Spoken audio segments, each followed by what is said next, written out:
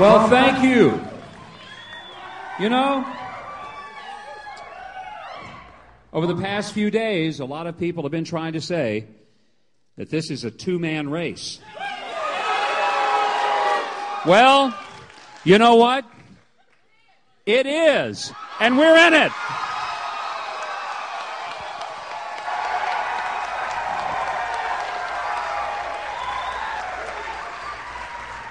Tonight we are making sure America understands that sometimes one small, smooth stone is even more effective than a whole lot of armor. And we've also seen that the widow's mite has more effectiveness than all the gold in the world.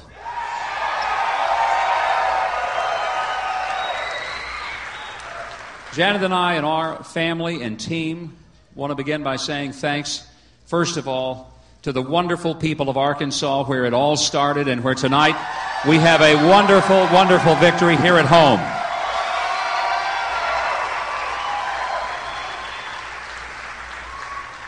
We love this state, always have and always will. And tonight we're reminded again why. Because of the incredible people who believed in us early and stayed with us through all of the times when so many people said, you can't get there.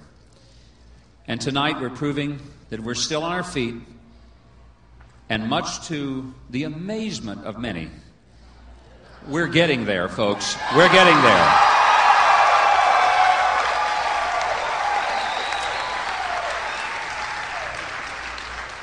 We have been standing for small business owners who know that government has for way too long had its foot on their neck with taxes that were too high, regulations that were too onerous. Threat of litigation made it impossible for many small business owners to survive.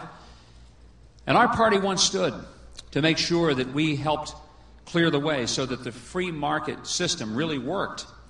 And we're going to do it again because one of these days when I get to be president, and it won't be very long, about a year from now, I really do look forward to nailing the going out of business sign on the front door of the IRS.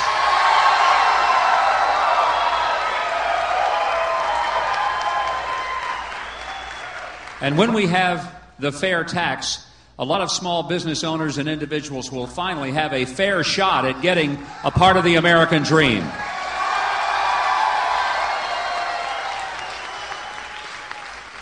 We are here tonight and winning states across the South because we've stood for the idea that mothers and fathers raise better kids than governments do, and government ought to undergird a family, not undermine a basic family's rights to raise their own kids. And that's one of the reasons we're here tonight. We're here tonight because people want to know that the president is going to secure our borders and make it so it's not more difficult to get on an airplane in your hometown than it is to cross the international border, and that we're going to fix an issue that the federal government is allowed to go unchallenged for a long, long time. We're here tonight because a lot of people in the South and across America know that the Second Amendment is to be respected as much as the First Amendment, and they know that there's only one candidate who has a consistent record of making sure we do that.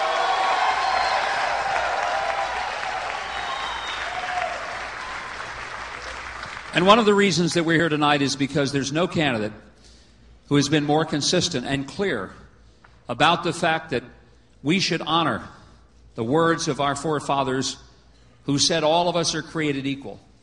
And that means that every single person has intrinsic worth and value.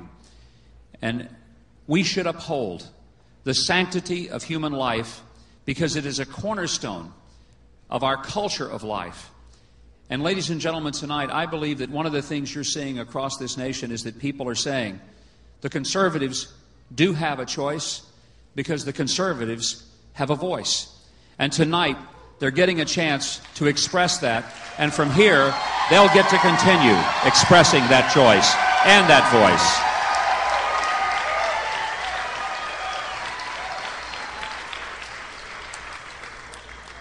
Now, it's tough for this old Razorback to say things like, roll, tide, roll.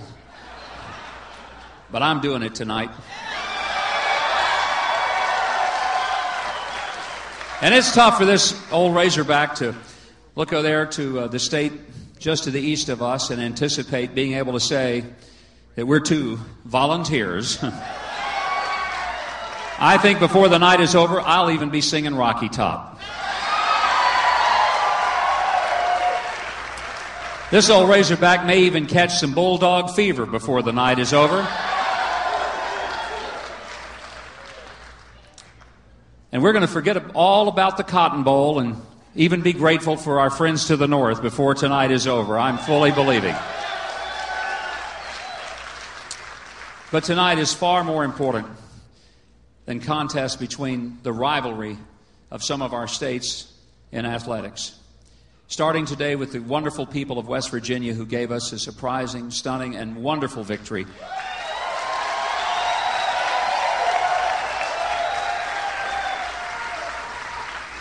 Today has been a day when the people have spoken. And today, people across this country are saying that, yes, we heard what the pundit said, but this is our vote, not theirs. This is our election, not theirs. This is our presidency, not theirs.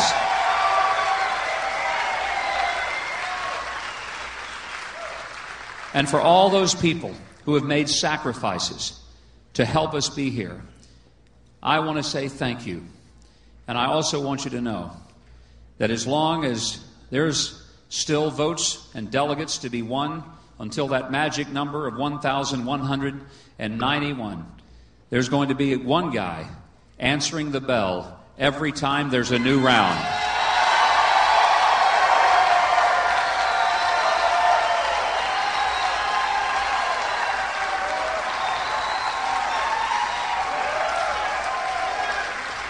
Sometimes elections have a way of tearing us apart even within our own party. But the ultimate purpose that we're all in this is not to see our party divided, and it most certainly is not to see our country divided. We got in this because we wanted to see our party pull together again. But even more than our party, as important it is, it's far more important that we bring this nation back together where we once again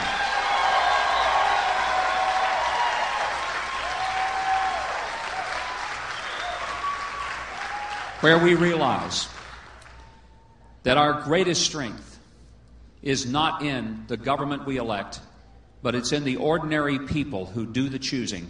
It still is a land of the people. And we're going to continue to prove that even with limited resources but lots of heart, the presidency can belong to the people of this country. When I started out as a little kid, believe me, I never thought I'd even see a president within eyesight of me physically. And I've often told the story of 8 years old when my dad said, "Son, I'm going to take you down to hear a speech by the governor. He's coming down to our part of the state." And governors don't get down here very often. And boy, they didn't. And he said, "I want you to go down and hear the speech because he's dedicating a lake, and you need to hear that because, son, you may live your whole life and you may never actually get to see a governor in person." Little did he know that boy would become the 44th governor of the state of Arkansas and serve this wonderful state for 10.5 years.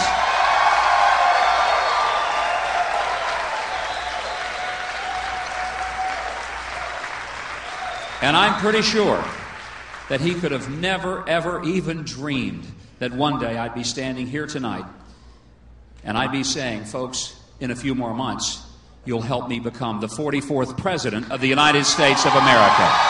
Thank you. God bless you.